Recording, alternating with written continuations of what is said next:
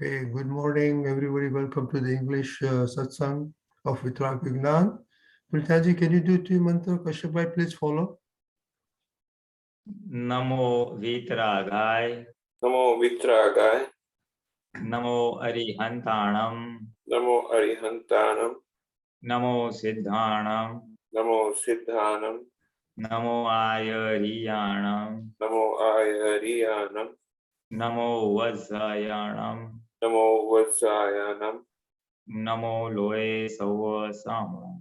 Namo Loe Sava Sahunam.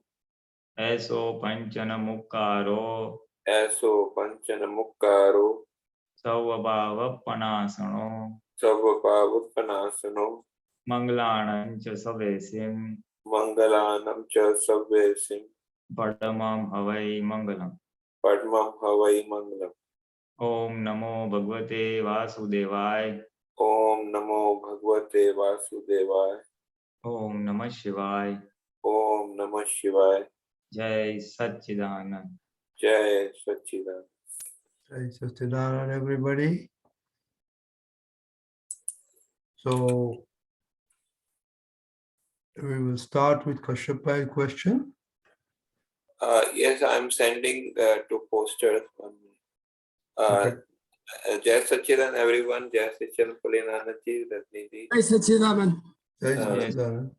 Jai Satchidanand, Deepakanand. Can Deepakanand please bring the posters? You are mute, Deepakanand. उसके बाद वह मन का लोभ. मान का लोभ कब कहलाता है? Okay. निंदा करने का उससे. So the pride. Please translate it. Good morning, Gopala Krishnan. Welcome. Satchidanand. Jai Jai Satchidanand. Satchidanand. Okay.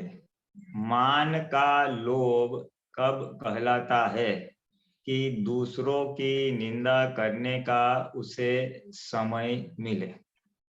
So if I may translate this in English, the lobh means greed, or for man means pride, the desire to have more and more of pride or people praising you or giving you respect, so it's more like in the respect category, man. So the enhanced desire to have more and more of pride. When is it called? Man ka lobh kab kehlata hai? When can we say that the enhanced desire to have more of respect or pride, that when दूसरों की निंदा करने का उसे समय मिलता है, when he has the time or he gets the time to criticize others. Yes, please explain this. So when a person is criticizing others, so one of the reasons or symptoms behind that is that he is not getting the amount of respect that he is supposed to get.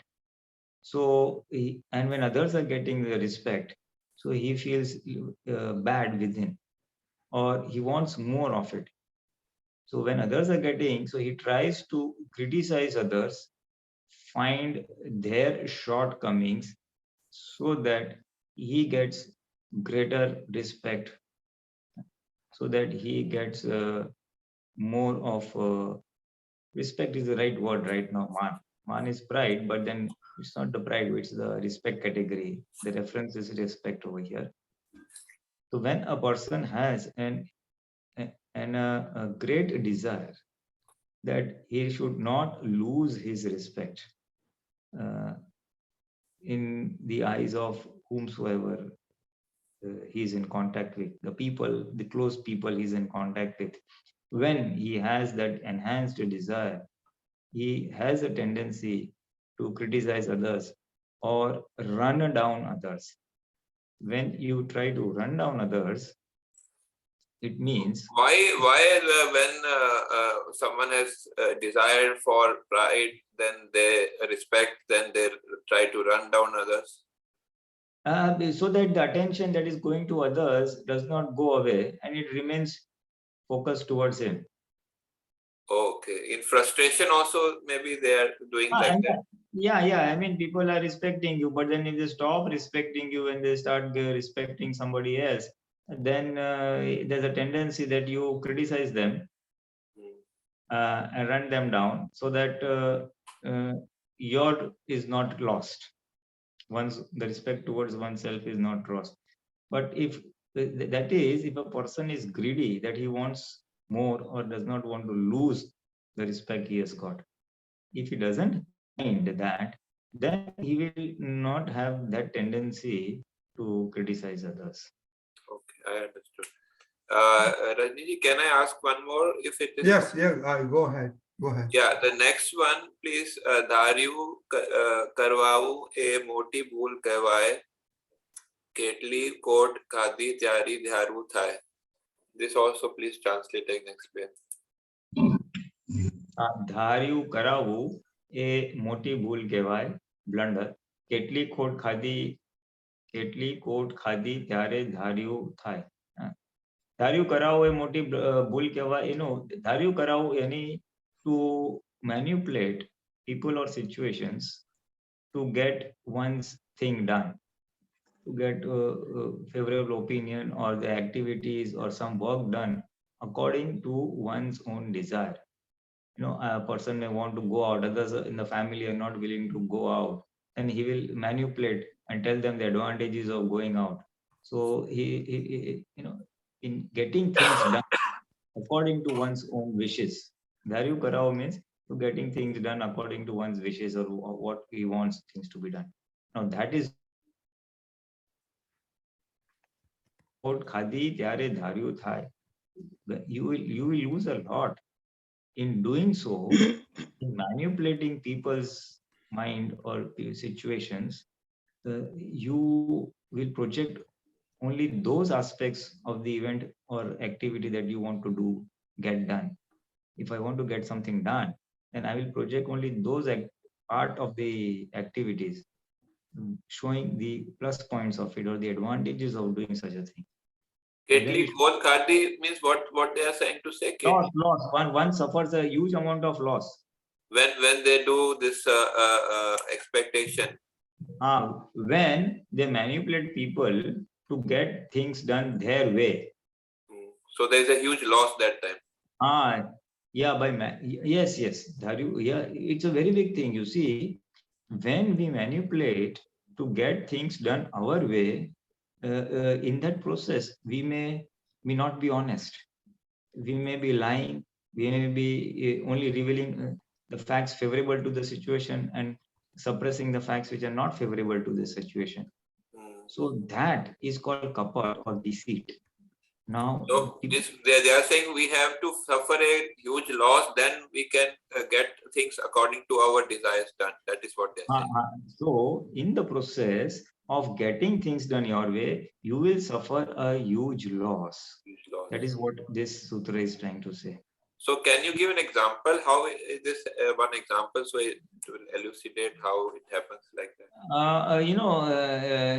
If I want to go for a movie, for example, or I want to go for an outing, and I tell my family or friends that come on, let's go there. They are saying no, we are tired, this is that. Then I say no, what a wonderful movie, that person said this, that person said that, or such a nice beautiful place, you know, you'll enjoy, this is great.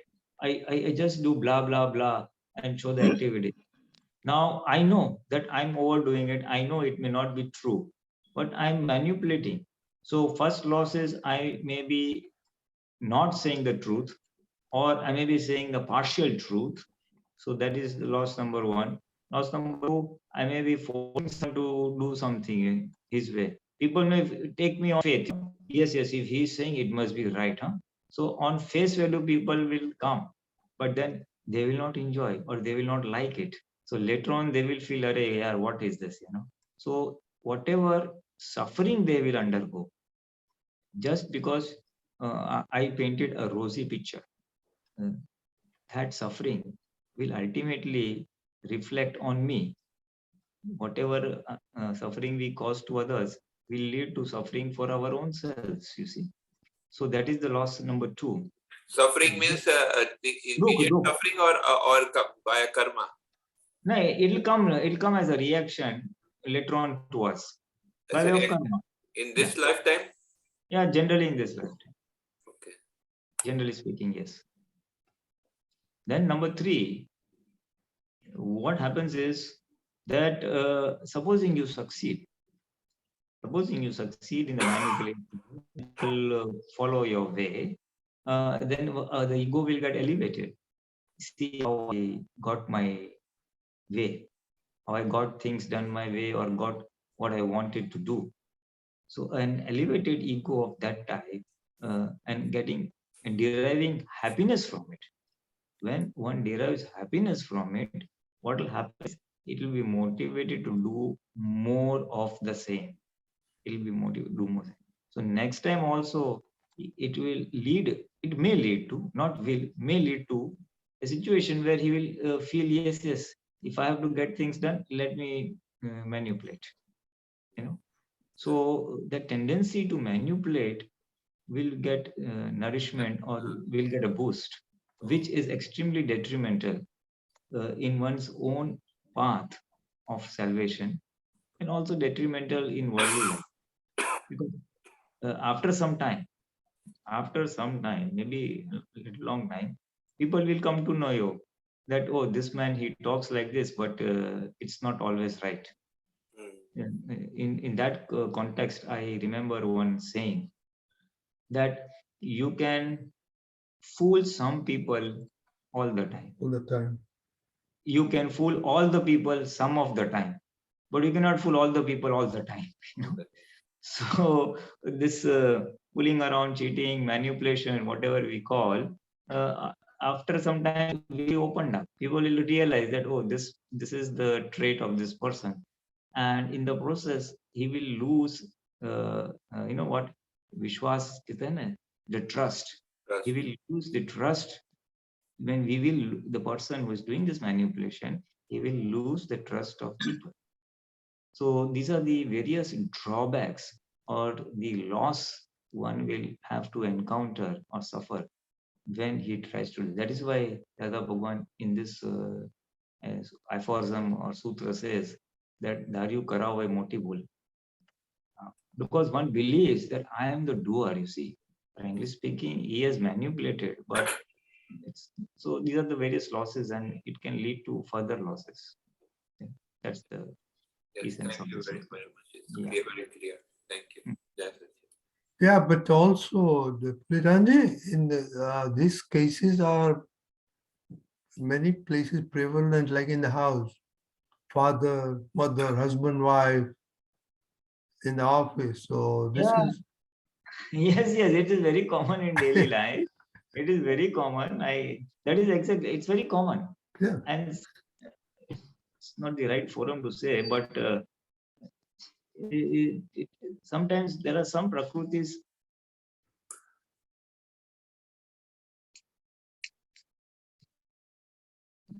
Sometimes there are some prakrutis which have this inbuilt, you know, somebody's natural trait. They don't even realize it's harmful, but then that Dada Bhagwan has cautioned against that. Kapat or deceit, Dada Bhagwan has cautioned. This is a kind of kapat, deceit. This is a kind of deceit. Yes. To get things your way, Yeah. to get things one's way, one will have to recede to deceit. He will definitely have to recede to deceit. And that is the loss or a major loss. So we have to analyze ourselves and then we have to rectify that. You may adopt honest means of persuasion to get things your way by showing the advantages in a fair way, which does not hurt or harm others' viewpoint or others' interests. So fair persuasion is allowed. Manipulation is extremely detrimental. That's why Dharyu, and that is the losses. That's where the losses. Thank you. Yes, Hey, Satchidanand.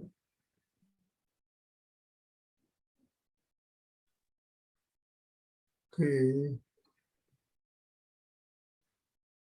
Any questions?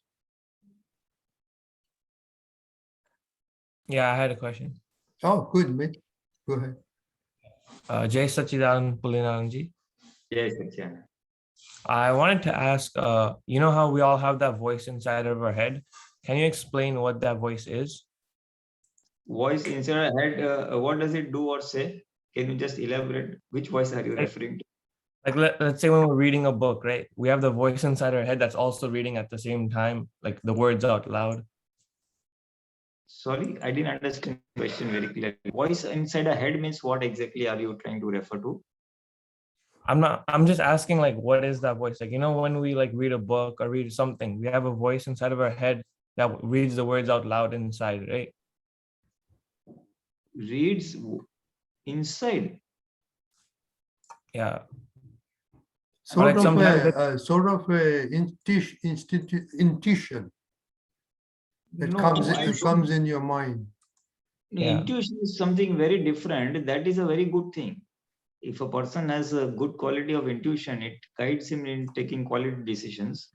Voice inside the head, it could be the voice of the mind which says do this, or it could be the voice of the intellect which says, "Arey, don't do this. There is loss in this," or it shows a profit and loss. Typically, two things keep popping in our minds, so to say. It is really antaskaran. But either it is the intellect, the buddhi, which is constantly hammering us, "Arey, you're making a wrong decision or a loss," or it's the mind which also plays its part. The third way, if I may, I'm just trying to expand on whatever you said. The third thing is called Lepaiman Bhav, or things which engulf us, thoughts which engulf us. Someone may have said something nasty to us. Now he has gone away, we have separated, but still, those whatever he has spoken will keep lingering on us. Like an echo. It'll keep coming and coming. Why is it like this? What he thinks about himself. That echo is something which engulfs our attention and our consciousness. That is a thing. There's also one inner voice, if I may say so. It could be detrimental. If someone said good and we're elevated, then the good thoughts also keep coming. So those engulfing phenomena, engulfing Lepaiman Bhav or engulfing Bhav, if I may say so, it can be by our mind, by speech, and by action also. Supposing we are walking and we get hurt, our foot is badly bruised or something, then that keep lingering, it keep lingering. So by bodily means, by speech, or even just by the thought level also, things keep engulfing our attention and we are not able to move. So that it could be one inner voice that you are trying to refer to. There are various types of, such things do not allow us to remain in the present moment. The drawback or the disadvantage of such things is we are not able to remain in the present. Whatever activities we are doing, we are not able to concentrate on that. And those things engulf us. Mhm. So those things need to be broken. That chain of thoughts or the chain of feelings or emotions that are erupting among us have to be broken by whatever means. We may do some proper chanting of "I am the pure soul," or "I am of a source of infinite knowledge, Anand Gnan Valochu, Anandarsan Valochu," or by even say Kirtan Bhakti, saying Jai Jaikar Ho Dada Bhagwana, or maybe by singing Pad. So there are ways by which we can break that chain of inner voice or inner thought and release ourselves from it. Also, Like, for sometimes example, a wrong thing that we may be doing, we may have seen something which we should not be seeing, and then that photo keeps coming across us. So then we have to break that also. So there are various triggering points, if I may say so. There are various triggers which may prevent us from remaining in the present, prevent us from being happy, if I may say so. Sometimes, some people say, this man is not in the right mood. He feels depressed or something, you know. So that such type of things have a person to feel slightly unhappy. So those are things which Dada Bhagwan had called in Gujarati, he calls it Lepaiman Bhav, engulfing, engulfing thoughts, if I may just put it, which is one thing, is a source of Purusharth. We can work on it, and he has shown various ways. Or if ultimately you can even say, get out, go to the, or you can say, go to Dada, the bad such thought sequences. And we can release ourselves from that engulfing situation. Okay. So like I had one example I wanted to ask about, right? So let's say I'm writing an exam, right? And during the exam, I get thoughts of like, okay, now write this, now write this, now write this. So is that the intellect? That it could be intellect, it could be intuition also. Mhm. Sometimes it's our intuition which helps us or guides us that now do this, do this, do this, do this. It could be the result, it could be intuition, number one. Intuition really plays a part, you know, when one is confused and does not know what to do. Supposing, taking your own example of writing an examination, and you are stuck, you know, whether I should attempt this question or that question, or how to proceed further. So in that time, intuition has, oh, take this first. It's an insight, if I may call it. So the example that you quoted, where it says, do this, or write this, it can be a result of your preparation also.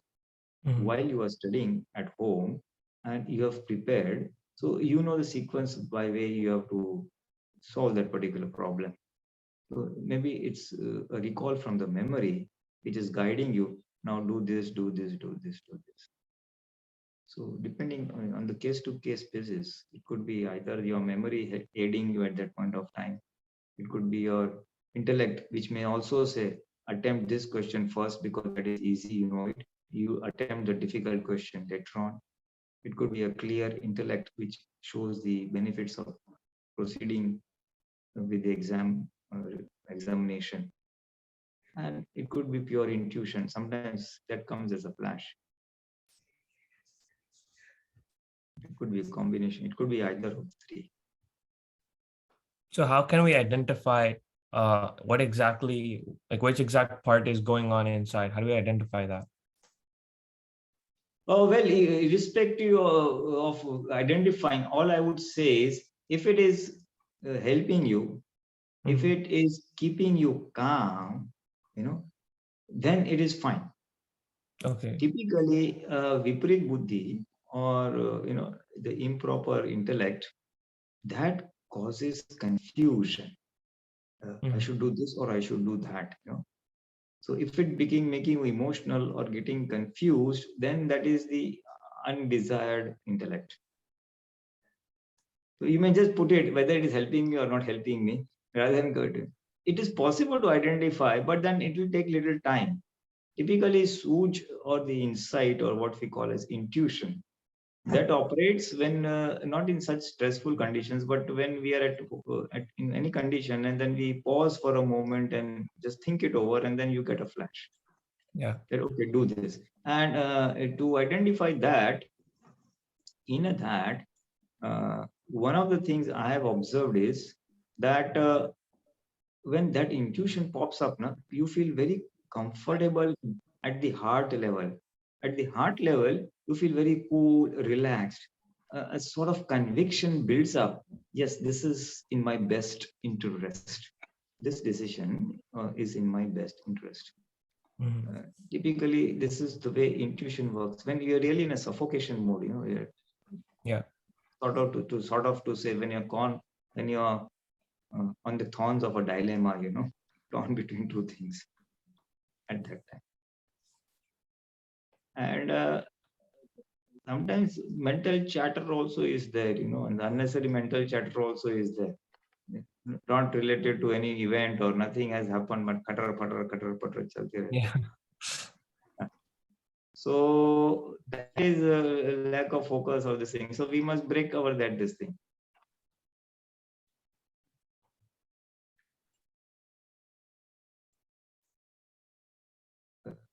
There's an inner voice or something called as antarvacha also.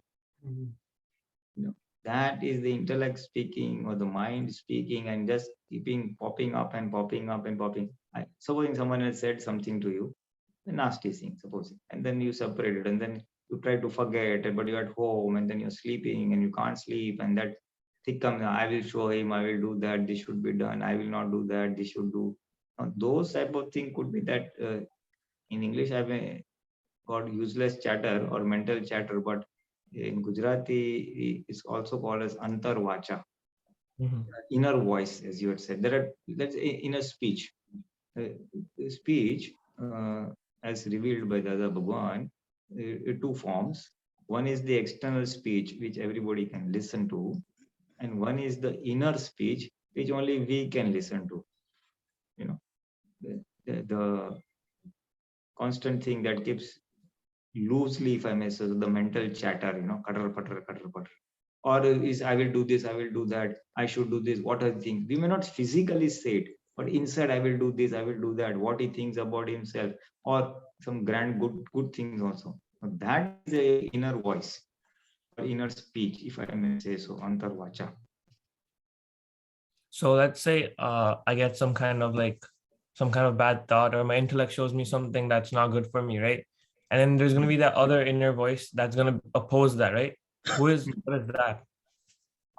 That is a good just thing. You see, one is a series of thoughts or some thoughts which are not in our best interest. The intellectual says it not, but you still feel like doing it. Mhm. One thought process says do it, and one says don't do it. Now that don't do it, if we have taken gnan, if you have self-realized, then it is the voice of the prajna.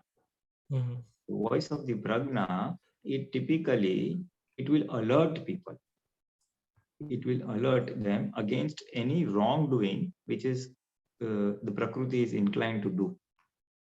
Our mind, body, speech, our prakriti, that if it is committing an error or making a mistake, then it will warn or caution, hey, this is wrong, this is wrong.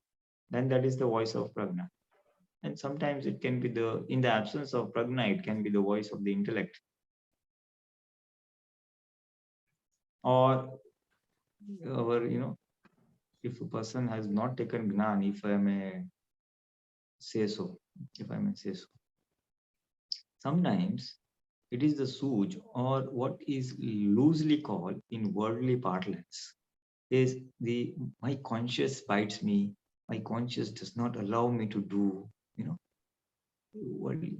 So that is suj or real insight. Mhm. Darshan Shakti or the Darshan Gnan, knowledge, and what will you call Darshan? That is the Darshan Shakti of the soul, which everybody has brought. Vision. Srinanji, it is Vision, called, vision. spiritually, it is typically said vision power. Vision power. Yeah. So, because I've experienced that when I had not taken Gnan, and I know people also call my conscience does not permit me. That a voice of conscience is a vision power, which is always correct and in the best interest. And this vision power, Dada Bhagwan says, every living creature has, every living creature. Darek Jima Suj Hoy, every living creature has that. Suj is something which guides it towards its own safety or towards what is in well-being or interest.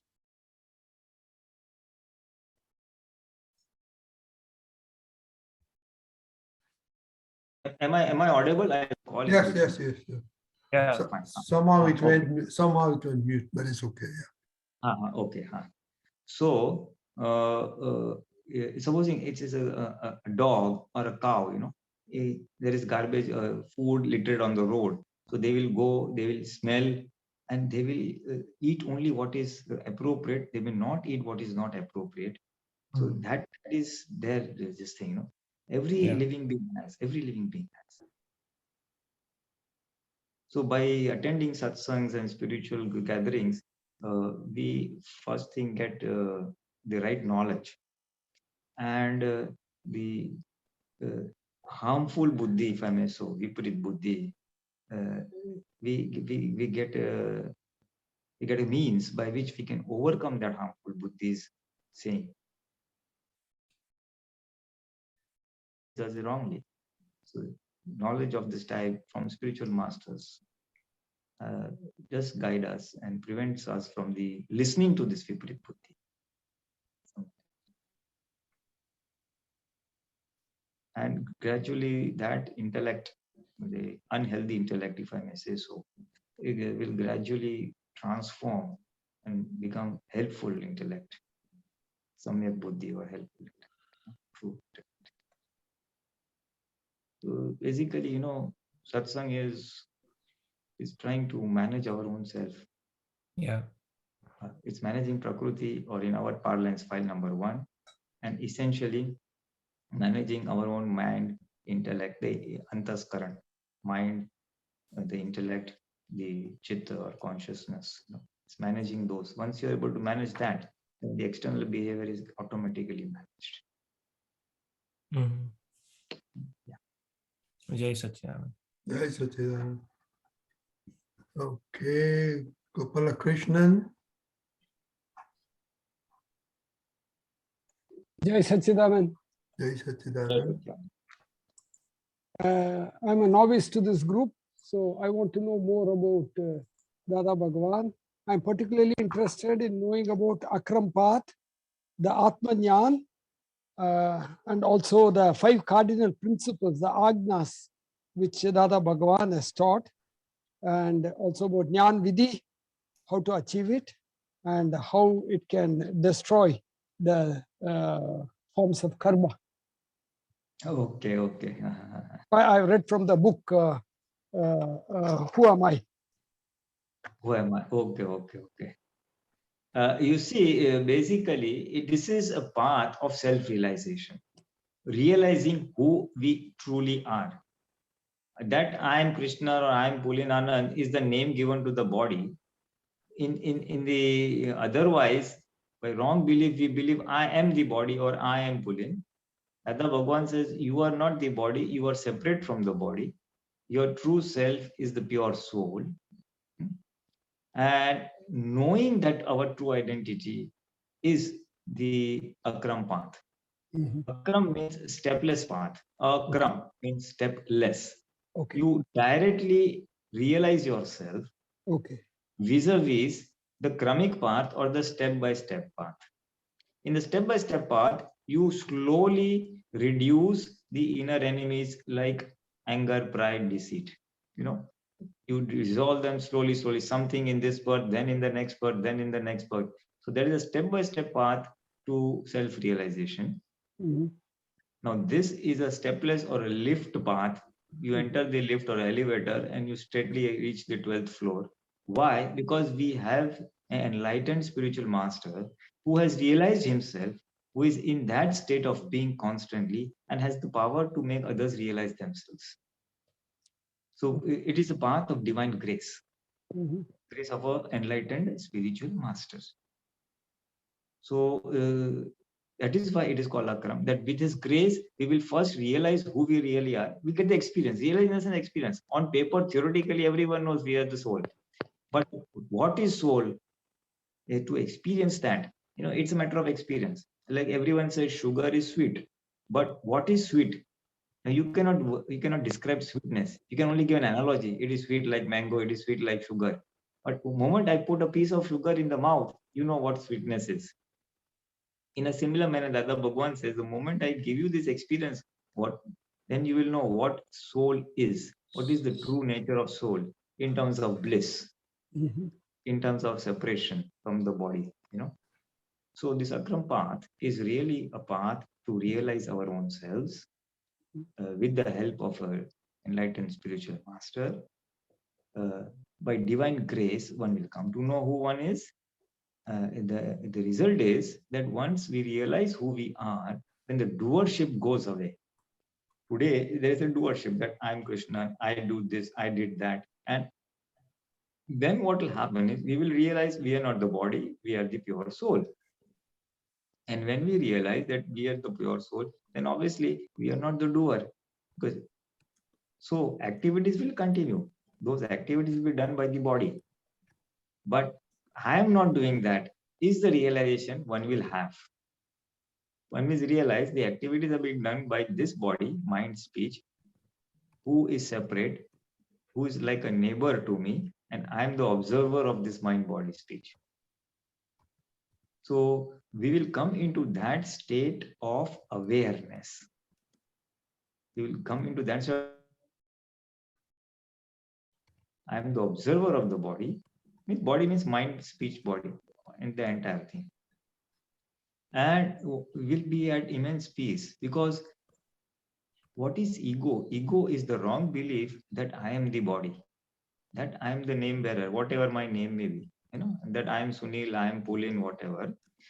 That belief is ego. And as long as there, it will say, I did this, he did that. The doership will be there. And if someone says anything nasty, then you will get hurt also. You will get hurt and you will get happiness also. So now, when you separate from the body, that you are anchored in your true self or the pure soul, what happens is, whatever happens to the body, you remain its observer. It is as if it is happening to a neighbor. So the effect will not be there so much.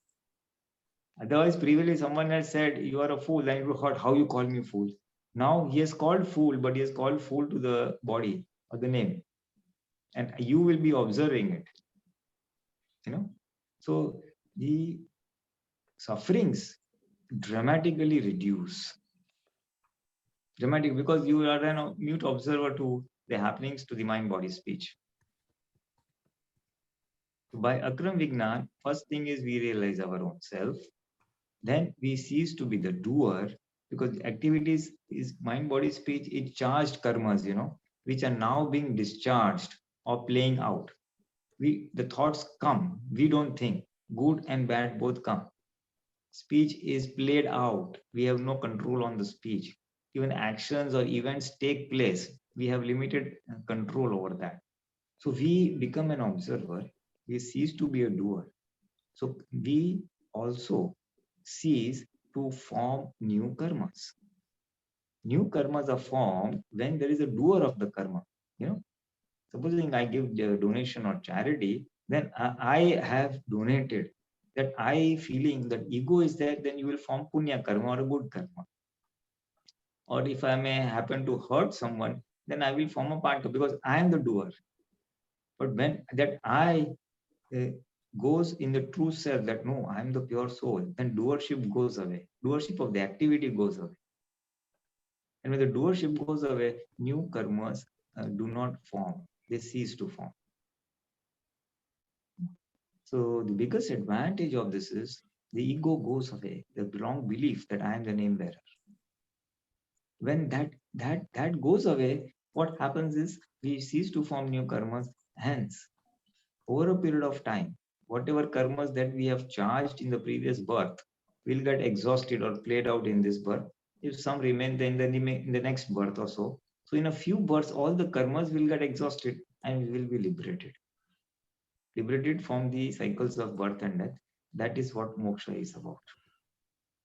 To remain in a state of permanent bliss, to be free from the cycles of birth and death. So in Akram Vignan, by the help of a divine enlightened master, we realize ourselves, we cease to be the doer, the new karmas start forming, we are relatively unaffected by the happenings, good or bad, that happen to the body. So we are able to remain in a more equanimous or balanced state. Because anything good happens, we can see, oh, that is a result of good karma. Anything bad happens, that is a result of pap karma. So we're able to take things lightly and more equanimously, not get too involved. Or you think if something very good happens, we get elevated. Something very bad happens, we get depressed.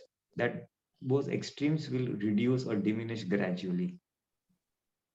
So we remain in a very equanimous state or a vitrag state. And our worldly, the biggest advantage of Akram Vignan is that we do not have to renounce the world. We do not have to renounce the worldly life. We remain in this worldly life as a householder, carry out our duties as a family member, carry out our duties of earning money by salary or by job or business. Fulfilling all our worldly duties, we can remain separate from the body and be in a state of bliss. The advantage of that will be that our interaction with people will be more balanced and equanimous. Our tendency to hurt or retaliate with people, if someone has hurt us, we try to retaliate or revenge, that will diminish drastically. So people will feel good. Oh, you have changed. What happened to you? No, nothing has happened. My understanding or my vision of my own self has changed.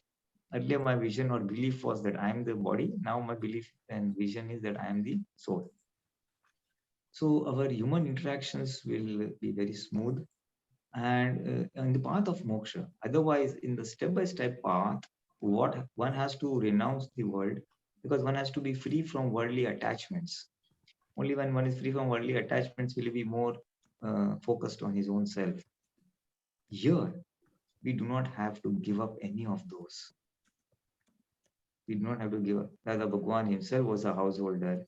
He did a contract business. He was in construction line. And still, he was remaining in a state of enlightenment and could give that enlightenment to thousands of people, you see. So this is the another unique feature of Akram Vignan, where you do not give up household life, carry on your duties, and in fact, your duties will be able to carry it out much better. So we attain the vision of the self, we start our inner bliss, we don't give up anything, and gradually progress towards liberation. This is in a nutshell what is Akram Vignan. And that 5 agnas that you said was, that is after the enlightenment procedure, what we call as Gnan Vidhi or Samarpan Vidhi. So it is about a 2-hour process by which in which one gets the vision or one gets the experience that he is separate from the body. And after that, how to lead the normal life now? With what understanding should I do the worldly life? Those are explained in those 5 gunas or 5 dictates. It is basically a way of now living life. Earlier, I lived a life that I am so and so, and he or she is my wife, my son, etc. Then the new vision will be, no, I am the pure soul, and others are also pure soul. We get a new vision. But earlier the vision was that I am the doer. I did this and I did that, or he did this, and then the new vision will come. Nobody is an independent doer. Circumstances come together and event takes place. Then square up all accounts that you have brought with people.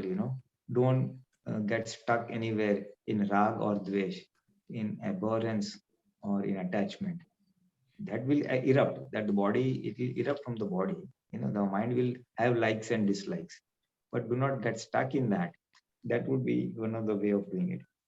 I mean, I'm just summarizing very briefly what those things are basically, and then continue to remain in your pure soul. Do something for your soul. So far, we have been doing for our worldly life or materialistic life. Then the new vision will be also do something so that you enhance your soul awareness. The Jagrati, that awareness of that I am the pure soul, do something for the pure soul awareness, because this is we get by divine grace. It is not earned by us. So we need to protect it for some time, nourish it for some time. It becomes very big. Okay. So I'm not elaborating, but just a brief glimpse that it's a new way of living life. Those are the 5 agnas. So this is what Akram Vignan is, what are the advantages and what are the 5 dictates.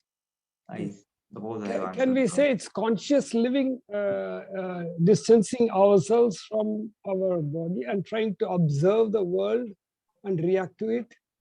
Absolutely, absolutely. This is conscious living, true conscious living. You will get the true conscious. Okay. Okay. And living a very conscious life. by remaining separate from the body. Okay, what sadhanas we have to do for that? No sadhana. You have to do one thing, a deep and an intent desire that I want to attain or I want to get this realization. If you pray to whichever God you pray, or if you believe little bit in Dada Bhagwan, just say every day, at least once in a day, oh Dada Bhagwan, wonderful science, I want to get it. Your inner intent, a deep inner intent will bring a situation by which you will get it. There is no, and at all, if at all you want to do, yes. The video is getting frozen. Sorry, Maro awaj ban. Yeah, okay. Okay. Yeah. You are Voice is audible. breaking. Okay. So if at all, till you get. Gopal Krishnan, you are muted. Please unmute. I can't. Okay. Okay. Yeah. No, his voice is getting broken and video is freezing. Maybe too much of bandwidth. I closed my video. Okay. Yeah, you can go ahead. So now basically, if at all you want to do something, till you get this divine vision, there are 5 small prayers that the Bhagwan has suggested, which you may do so right now. We will see how it can be put across to you. Basically reciting 3 types of mantras, then paying obeisance. Number 2 is paying obeisance to all enlightened spiritual masters all over the cosmos or Brahman. And then the third is doing 9 kalmas or 9 diamonds, small desires of purifying the body.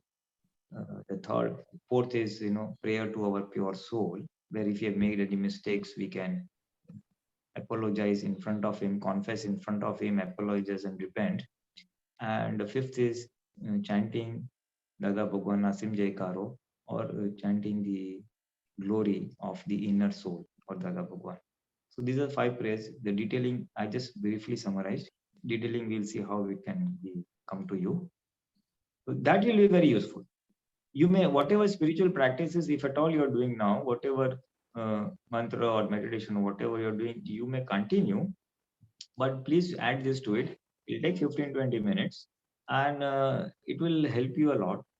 It will work as a preparatory ground, so that whenever you get this thing, it'll do very good results.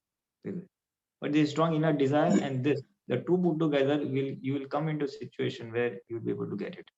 Okay. These are in Chennai, but you can just keep in touch. Yeah, I say the Tri Mantra every day. I participate in the satsang in the morning at 6:30, and I don't say the Navkalamo. I don't know that. So the other ones, maybe if someone sends me, then I will be able to learn that and practice that. No, sure. I'm sure. Deepak, please be in touch with Deepak Anandji. He will organize to send you this thing, and it will be a wonderful thing. And be in touch with him or anybody, so that if required, we can guide you further and answer your queries also. And the desire, whenever that thing is there, if you can come down to Gujarat or somewhere, then that will also be very useful for that brief, ceremony, if I may say so, Gnan Vidhi. Okay. The initiation process, the initiation to one's own inner self. Okay. The desire will generate situations where you will get it. Yeah. Can you tell me more about Pratiti? Pratiti means the changing of our belief system. When if I may give a very small example, supposing a man is a smoker, is a chain smoker, and he develops some lungs problem and all that, and someone tells him, if you give up smoking, it'll be very useful for your health.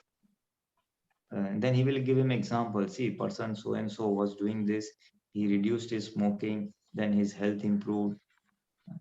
and he'll give many case studies of that type.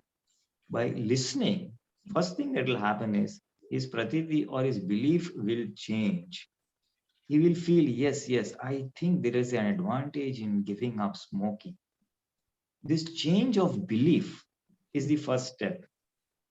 Then he will give up smoking on and off. He may not do it on a constant basis, but for a few days that he has given up smoking, he will feel really good.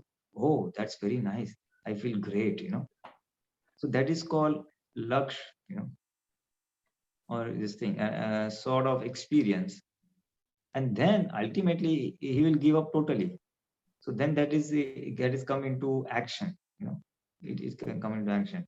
So anubhav, laksh, pratiti, laksh, and anubhav are the ultimate experience. So pratiti is basically a change or transformation of our beliefs or our vision. So the first thing, the biggest thing that we get in this initiation ceremony or Gnan Vidhi is that our belief changes irrevocably. I mean, we are dead, by experience, you are 100% convinced, yes, I am the pure soul, and this is the nature of pure soul. Pratiti means to change the belief system. Okay. Thank you. Really appreciate. It's wonderful. It's Okay. very nice, Mr. Krishnan. You see, just before we go to the next question, one phenomena is there in this worldly life. Anyone who desires something, nature generally fulfills that. It could be worldly matters, it could be spiritual matters. If you are strong and intent on something, nature will fulfill that. Nature will fulfill that. So please continue. Yeah, I'm experiencing it already. Very nice, very nice. In fact, See, I where you are in just Chennai, where this Akram Vignan, where you got the book and see. So this is I, not. yeah, to tell you the story, I told Deepak Anandji, I'm a part of a naturopathy group where Kashyap is also there. So in his introductory message, he had just added 2 words, thanks to Dada Bhagwan at the bottom. So I said, what is this? He is saying, thanks to Dada Bhagwan. I immediately, like Google search Dada Bhagwan and then got to know more details. So I went further into it. Then I called him up and spoke to him, and then he was good enough to share the details with me. He sent the PDF of the books. I took printout of the books and started reading them from end to end. So completely they took notes, they realized what it is and appreciated whatever is told there. And then I got in touch with Deepak Anandji and then got more clarification. And that's how I am into this now. Very, very nice. Now you see, this is not your quest of this birth. You have been into it since many times, and in this birth also you must be in this quest, spiritual quest, since many years. So nature has guided you and brought to you towards the real source where you will fulfill your desire of experiencing your pure self. This is how Yes, nature I'm works. looking for that. In fact, Yes. that has been my search for all the time. So I hope that I'm in the right place to understand better. Very nice to meet you. And Yes. I hope you all the best, that we Yeah, all thank you. progress and we progress in the mark of moksha. Thank you. Jai Sachidanand. Jai Sachidanand. Thank you, Gopala Krishnan. And also, one thing that our song has started, that Aptaputas are giving the Samarpa Vidhi from time to time. So, we will let you know where and what. Sure. Today, Kashyap messaged me Yeah. saying that the program is there at 6:30. I said, okay, let me join in and then do that. So if you could also keep me posted, I would appreciate it. No, it's for Samarpa Vidhi, the one that Gnan is one that our Aptaputra has just started. So right Okay. now, because of COVID, there's no schedule yet. Yeah. Okay. Sure. Yeah. Thank you very much. Thank you. Thank you so much. Umesh Bhai?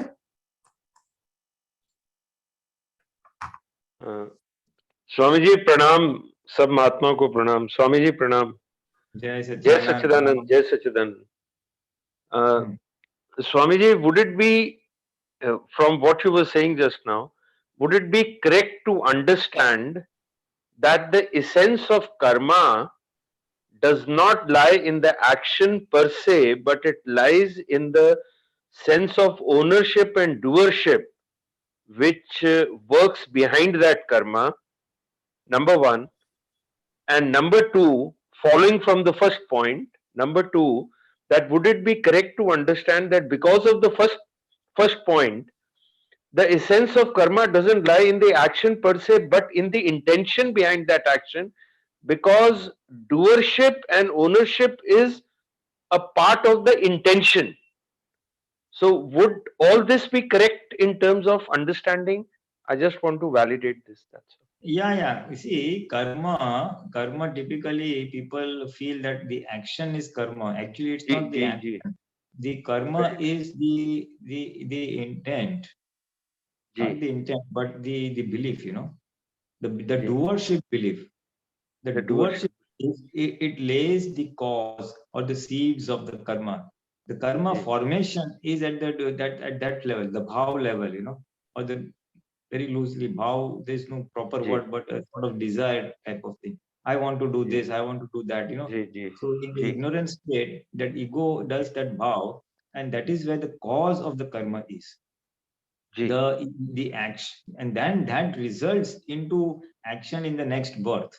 Whatever causes, supposing I want to donate or be helpful to needy people, is the bhav that I do in this birth. The karma, truly speaking, the bhav karma, the causal karma is there, and then it will result into effect karma, or the effect in terms of action in the next birth, where I will physically be doing charity or donation. So that action, people mistake it for karma. Actually, it is the effect of the. It is the effect of the karma. Very right. In worldly life, what happens is, so Dada Bhagwana says, one is the bhav, then that is the effect, and the third is the effect of the effect. By giving donation and charity, what will happen is, I will earn some fame, or some people will praise me. So that is the effect of the doing of the charity. Karma phal parinam, as it is called it. So in what has happened in worldly life, in Kramik Marg, that I did charity and that I got fame. They relate that to karma and karma phal. That today charity was karma and the phal. But truly speaking, in the eyes of the spiritual masters and vitrags, the bhav is the cause, the action is the effect. Action is the effect. And number two, to your second part of your question, intent is the biggest thing, you see. Charity, but with what intention? To earn fame, or really for the welfare of people? Do I want to give a silent and a hidden donation, or do I want to announce it to the people just I've donated? So intentions play a very big part. Very right. So Swamiji, would it be correct to say, from the perspective of the wrong belief, intention is made up of three things. One is the ownership belief, doership belief, and third, the intention per se. Like you said, that the intention could be to do good to somebody, or it could be to get fame, name, and all those things. So basically, intention is made up of three things in terms of the wrong belief system. But when we shift to the right belief system, means all this is just gone. All that remains is that whatever is happening now is just the effect of whatever has been sowed in the past as the bhav karma. Am I correct? Actually, I just missed your last sentence. Can you please repeat that? Because no. You see, basically, don't go too much into it. Intention is this thing. Basically, karmas are formed when the wrong belief is there. Short and simple. Exactly. That is what I'm asking. As long as I'm the doer, new karmas be formed, whether good or bad. Very right. And then the quality of that karma will depend on the intentions or the motives. First. So effect will come accordingly. Yeah, that is what I was asking, and you have answered that. Thank you. Okay. Thank you so much, Swamiji. Pranam. Pranam, Swamiji. Time is up. Thank you. Umesh bhai, Puliranji, can you do three months? Umesh bhai, please follow. Namo Vitragaya. Namo Vitragaya. Namo Arihantanam. Namo Arihantanam. Namo Siddhanam. Namo Siddhanam. Siddhanam. Namo Ayariyanam. Namo Namo Ayariyanam. Airiyanam. Namo Vasayanam. Namo Namo Vazayanam. Vazayanam. Namo Loe Sawa Sahunam. Namo Namo Loye Loe Sabva Sahunam. Savasahunam. Eso Panchana Mukaro. Eso Eso Panchanamukaro. Panchanamukkaro. Svabhava Panasano. Sarvabhava Panasano. Manglanam Chasavesim. Mangalanam cha Savesim. Padmam Havai Mangalam. Paramam Pramam Havai Mangalam. Om Namo Bhagavate Vasudevaya. Om Namo Bhagavate Vasudevaya. Namah Shivaya. Om Namah Shivaya. Jai Satchidanand. Jai Jai Satchidanand. Satchidanand. Pranam Swamiji. Pranam. Jai Jai Satchidanand. Satchidanand. Dipakaji, Satchidanand. next program. Jai Satchidanand. Jai Satchidanand Next- Swamiji. Next program is 7:45. We have